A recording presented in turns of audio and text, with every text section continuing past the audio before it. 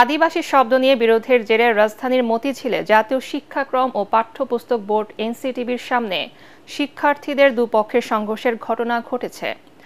দুপুরে ঢাকা বিশ্ববিদ্যালয়ের শিক্ষার্থীদের সংগঠন স্টুডেন্ট ফর সভরেন্টি ও সংক্ষুব্ধ আদিবাসী ছাত্র জনতার মধ্যে এই সংঘর্ষের ঘটনা ঘটে। এতে এক সাংবাদিক সহ দুপক্ষের অন্তত ২৭ জন আহত হয়েছেন।